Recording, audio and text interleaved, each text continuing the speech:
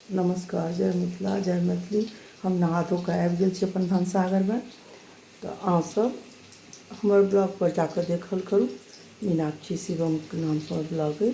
तऽ अहाँ सबके चलू हम अपन भनसाघरमे देखबै छी की सब हम करै छी से देखबै छी। चलू आउ देखू। कटहरके आइ हम 3टा डिश बनायब। एकटा देखू यऽ सन्ना बनायब। एहिमे यऽ देबै हरियर मिरचाइ, राइके पाउडर, नेबो, आदी, नून, काँच तेल सन्नामे पड़त। तकर बाद देखू ई एकर तरुआ देबै, तरल खेबै आओर ई झोर बनतै। देखियौ एकर सरिसो मिरचाइ देबै एहिमे। आओर बुझले हम तऽ फेर कहै छी मिथिलामे प्याज लहसुनके प्रयोग नहि होइ छै। ओना लोक आब खाए लगलैए, अहाँके मोन हुए तऽ दियौ। मतलब मिथिलामे प्याज लहसुनके चलन पहिने तऽ एकदम नहि रहै, आब लोक खाए लगलैए। तऽ अहूँके मोन हुए तऽ अहाँ दऽ सकै छियै। देखियौ ई तैयार होइ छै। तऽ हमरा सरिसोके मसाला सेहो पीसल अछि। आओर तकर बाद यऽ बेसन देखते छियै। एहिमे देखियौ यऽ देबै हरियर मिरचाइ। देखू सन्ना तैयार भऽ गेल। तऽ सन्ना एहिमे कनिक हम हींग जरूर दै छियै, किएकि हींग स्वादो बढ़बै छै आ पाचन क्रियाके ठीक करै छै, पचबैमे आसान होइ छै। हींग देलियै। आब ई हमर तैयार भऽ गेल अथीके सन्ना, की कहै छै, कटहरके सन्ना तैयार भऽ गेल। देखियौ तैयार भऽ गेलै कटहरके सन्ना।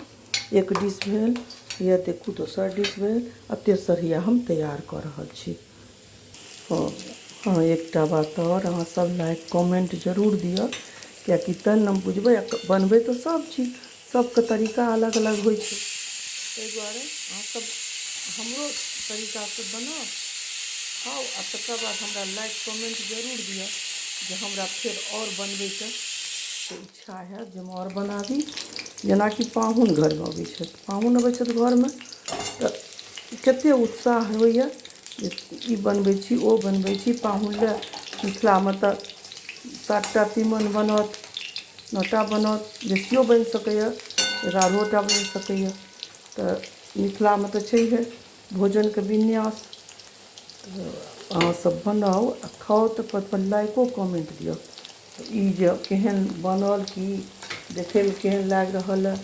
एतेक तऽ हम ओना तऽ नहि बुझबै, हम बनबै छी से आब अहाँसब देखबै जे अहाँसब केना बनबै छी आ हम केना बनबै छी। ओहो लिखू जे अहाँ केना एकरा बनबै छी, तऽ कनि हमरा कनि उत्साह हैत। हम ओहू तरीकासँ हम बनाकऽ देखब, देखबै जे केहन होइ छै से।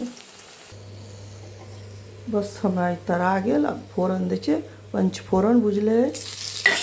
पञ्चफोरन देलियै, तेजपात आ मिरचाइ दऽ देलियै।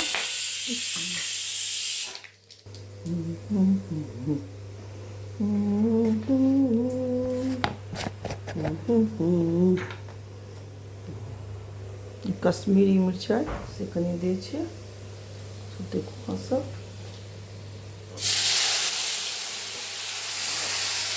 इहो कहिए देलक कि मिथिलामे तऽ रिवाज होइ छै लहसुन तहसुन दै, प्याज दै लहसुनके। आब लोक खाए लगलैए, पहिने तऽ नहिए होइ छलैए। ओकरा अशुद्ध मानल जाइ छलैए।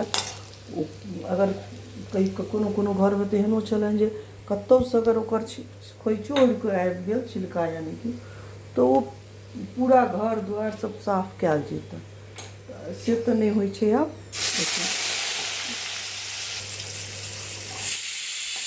भूजि देलियै ओहिमे तऽ धनी जीर मिरचाइ हरैद छै भूजि देलियै।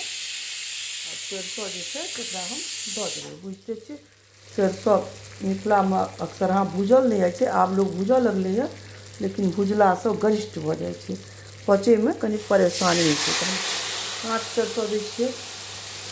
एहिसँ पहिनो कहने छी कि हम काँच सरिसो दै छियै। काँच सरिसो जे छै से पचैमे सुविधाजनक होइ छै आ स्वादोमे फर्क भऽ जाइ छै। हम कनि राखब, हमरा किछु इमरजेन्सी आबि गेल, रुकि जो। आब एतबेपर हम तथास्तु कऽ दै छी।